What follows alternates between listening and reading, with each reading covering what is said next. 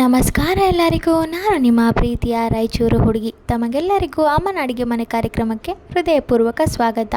ಇವತ್ತಿನ special recipe ಏನಪ್ಪ ಅಂದರೆ ಮಸಾಲೆ ದೋಸೆಗೆ ಹಚ್ಚುವಂತಹ ಕೆಂಪು ಚಟ್ನಿ ರೆಸಿಪಿ. ಅದು ಹೆಂಗೆ ಮಾಡೋದು ಅಂತ ನೋಡ್ಕೊಂಡು ಬರೋಣ.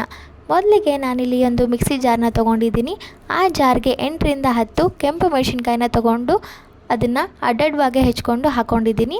ನೀವು ಇಲ್ಲಿ ಕೆಂಪು ಮೆಣಸಿನ್ಕಾಯಿ ಬದಲಿಗೆ ಬ್ಯಾಡಗಿ ಮೆಣಸಿನ್ಕಾಯಿನ 15 ನಿಮಿಷ ನೀರಿನಲ್ಲಿ ಅಥವಾ ಬಿಸಿ ನೀರಿನಲ್ಲಿ ನೆನೆ ಹಾಕ್ಕೊಂಡು ಬಳಸ್ಕೋಬೋದು, ಅಥವಾ ಅಚ್ಕಾರದ ಪುಡಿನೂ ಬಳಸ್ಕೋಬೋದು.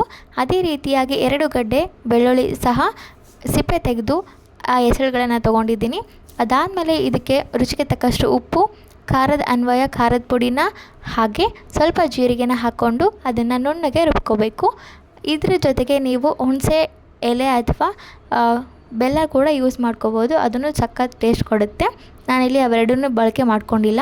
ಈ ಚಟ್ನಿನ ರುಬ್ಲಿಕ್ಕೆ ನೀವು ನೀರನ್ನು ಸೇರಿಸ್ಕೋಬೋದು ಅಥವಾ ಸೇರಿಸ್ಕೊಂಡೇ ಇರ್ಬೋದು. ನಾನಿಲ್ಲಿ ನೀರು ಸೇರಿಸ್ಕೊಂಡು ರುಬ್ಕೊಂಡಿದ್ದೀನಿ, ಅಥವಾ ನೀವು ನೀರು ಹಾಕ್ದೇ ರುಬ್ಕೋಬೋದು.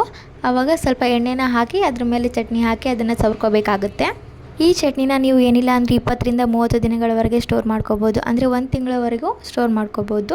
ಹುಣಸೆಹಣ್ಣು ಅಥವಾ ಬೆಲ್ಲ ಎರಡನ್ನೂ ಹಾಕಿದಾಗ ಅದನ್ನು ಸ್ಟೋರ್ ಮಾಡ್ಕೋಬೋದು, ಹೀಗೂ ಸ್ಟೋರ್ ಮಾಡ್ಕೋಬೋದು, ಹೇಗಾದರೂ ಬರುತ್ತೆ. ಹುಣಸೆಹಣ್ಣು ಹಾಕಿದರೆ ಸ್ವಲ್ಪ ಜಾಸ್ತಿ ದಿನ ಸ್ಟೋರ್ ಆಗುತ್ತೆ.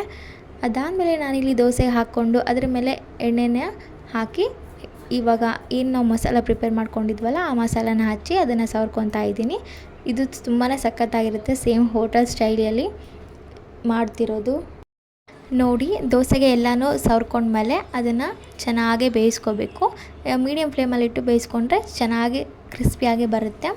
ಇದು ತಿನ್ನಲಿಕ್ಕೂ ತುಂಬ ಸಖತ್ತಾಗಿರುತ್ತೆ. ಈ ಚಟ್ನಿನ ಬರೀ ದೋಸೆಗೆ ಮಾತ್ರ ಅಲ್ಲದೆ ನೀವು ರೈಸ್ ಜೊತೆನೂ ತಿನ್ಬೋದು ಅಥವಾ ರೊಟ್ಟಿ ಜೊತೆನೂ ತಿನ್ಬೋದು, ಚೆನ್ನಾಗಿರುತ್ತೆ.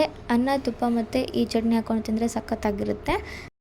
ಇದಾಗಿತ್ತು ಇವತ್ತಿನ ಹೆಲ್ತಿ ರೆಸಿಪಿ. ನಿಮಗೆಲ್ಲರಿಗೂ ಈ ರೆಸಿಪಿ ಇಷ್ಟ ಆದರೆ ನಮ್ಮ ಚಾನಲ್ನ ಲೈಕ್ ಮಾಡಿ, ಶೇರ್ ಮಾಡಿ, ಕಮೆಂಟ್ ಮಾಡಿ, ಹಾಗೆ ನಮ್ಮ ಯೂಟ್ಯೂಬ್ ಚಾನಲ್ನ ಸಬ್ಸ್ಕ್ರೈಬ್ ಮಾಡಿ. ಧನ್ಯವಾದಗಳು.